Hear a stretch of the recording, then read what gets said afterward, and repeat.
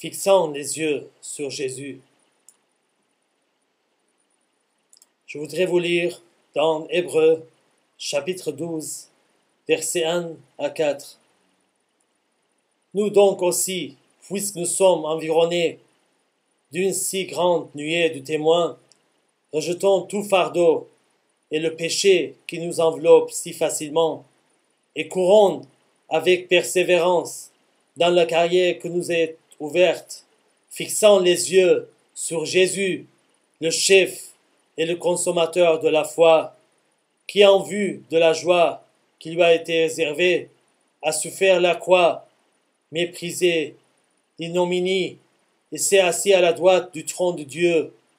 Considérez en effet celui qui a supporté contre sa personne une telle opposition de la part des pécheurs, afin que vous ne vous laissez point l'âme découragée. Vous n'avez pas encore résisté jusqu'au sang en luttant contre le péché. Pourquoi il faut fixer les yeux sur Jésus? Parce que Jésus, c'est lui le cep, on est nécessairement. Jésus dit, c'est lui qui demeure en moi, en qui je demeure, porte beaucoup de fruits, car sans moi, vous ne pouvez rien faire. Sans Jésus, sans fixer les yeux sur Jésus, on ne peut pas vivre la sainteté. On a si grand nuée des témoins. Il faut lapider, scier, torturer. Ils murmurent tués par l'épée. Ils allèrent ça et la vêtue de peau de brebis et de peau de chèvre, dénués de tout, persécutés, maltraités, eux dont le monde n'était pas digne, errant dans les déserts et les montagnes, dans les cavernes et les antres de la terre. Ils ont tout laissé, ils ont tout abandonné, ils étaient torturés, mais ils ont fixé leurs yeux sur Jésus. Pour cela, le monde n'était pas digne pour eux. Et Pierre, il a demandé au Seigneur, il a vu, il était en train de marcher sous l'eau. Pierre lui répondit, Seigneur, si c'est toi, ordonne que j'aille vers toi sur les eaux. Et il dit, viens. Pierre sortit de la barque et marcha sous les eaux pour aller vers Jésus. Mais voyant que le vent était fort, il eut peur. Et comme il commençait à enfoncer, il s'écria, Seigneur, sauve-moi. Paul, il a fixé ses yeux sur Jésus, mais il a regardé autour de lui. Il a commencé à enfoncer. Il a crié, Seigneur, sauve-moi. Il faut fixer les yeux sur Jésus. Il ne faut pas regarder autour de toi les péchés qui nous enveloppent si facilement. Il faut regarder à Jésus, qu'il a supporté une telle opposition de la part des pécheurs. Il les a insultés, il les a torturés, ils ont craché sur lui, il a tout supporté. Vous n'avez pas encore résisté jusqu'au sang en luttant contre les péchés. Il faut qu'on résiste jusqu'au sang contre les péchés. Il faut fixer les yeux sur Jésus pour vivre la sainteté. Ils disent en marchant devant lui dans la sainteté et dans la justice tous les jours de notre vie. Alors il faut fixer tout le temps. Il ne faut pas regarder par-ci, par-là.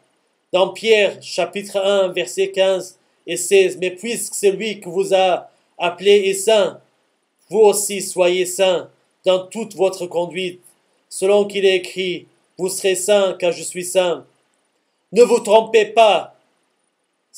Dans les églises, ils prêchent qu'avec la grâce, on est sauvé. Oui, je suis d'accord avec la grâce, on est sauvé. Mais sans sainteté, on ne peut pas rentrer au royaume de Dieu. Il faut vivre la sainteté dans ta vie. Parce qu'il faut suivre le Seigneur.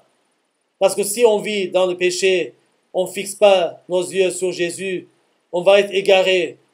Et le péché qui va régner sur nous, c'est pas le Seigneur. Pour cela, vous trompez pas. Dans l'église des Babylone, ils vous racontent des trucs pour vous éloigner de Jésus. laissez tout le monde. Ne pensez pas jamais que les gens autour de toi qui vont t'aider pour vivre la sainteté. Ils vont essayer toujours de te faire chuter, même les églises. Mais si tu gardes, si tu fixes tes yeux sur Jésus, c'est Jésus qui va te guider à la sainteté. Et Paul, il a dit dans les Romains, chapitre 6, verset 19, « Je parle à la manière des hommes, à cause de la faiblesse de votre chair. De même donc que vous avez livré vos membres comme esclaves à l'impureté, à l'iniquité, pour arriver à l'inquité. Ainsi maintenant, livrez vos membres comme esclaves à la justice, pour arriver à la sainteté. » On ne peut pas arriver à la sainteté si on ne fixe pas nos yeux sur Jésus.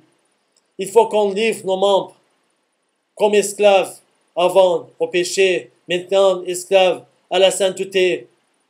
Il faut qu'on crucifie nous-mêmes sous la croix. Et le monde passe et sa convoitise aussi. Mais celui qui fait la volonté de Dieu demeure éternellement. Pour cela, il ne faut pas glorifier dans ce monde. Paul, il dit dans Galates, chapitre 6, verset 14, « Pour ce qui me concerne, loin de moi la pensée de me glorifier d'autre chose que de la croix de notre Seigneur Jésus-Christ, par qui le monde est crucifié pour moi, comme je le suis pour le monde. » Alors, il ne faut pas glorifier de ce monde. Il faut glorifier que de la croix de Jésus, parce qu'on est mort là. Il faut qu'on crucifie nous-mêmes tous les jours. Il faut qu'on mette des principes, qu'on résiste. Qu'est-ce que j'ai mis? J'ai mis que je vais résister jusqu'au sang contre le péché. Si vous ne prenez pas des principes, que vous allez résister contre sang, jusqu'au sang contre le péché, et si vous ne fixez pas vos yeux sur Jésus, vous ne pouvez jamais arriver de rentrer au royaume de Dieu, parce que vous ne pouvez pas vivre la sainteté sans lui. Pour cela, regardez à lui, venez à lui, repentez-vous, confessez vos péchés à lui, et regardez au Jésus sous la croix. Il n'y a pas mieux endroit que d'être sous ses pieds. Il faut regarder Jésus sur la croix, comment il a supporté tous les pécheurs. Nous aussi, on supporte tout le monde, qu'on puisse vivre la sainteté. Sans le Saint-Esprit, si on regarde à Jésus, il va nous remplir par le Saint-Esprit, comme Stéphane, comme Étienne, il a regardé le ciel ouvert et Jésus à la droite de Dieu. Comme ça, vous allez voir le Seigneur, toujours, le ciel, ça sera ouvert à vous. Ils disent, parce que dans la Bible, heureux ceux qui ont le cœur pur, car ils verront Dieu. Vous allez voir Dieu tout le temps, à côté de vous. Tout le temps, il va vous guider avec son Saint-Esprit, parce qu'ils sont conduits par le Saint-Esprit. Ce sont des enfants de Dieu. Alors, fixe nos yeux sur Jésus, qu'on puisse vivre la sainteté, et qu'on puisse rentrer dans le royaume de Dieu. Il n'y a que la sainteté, ce qu'il nous donne, le Saint-Esprit qu'on est scellé pour le jour de rédemption.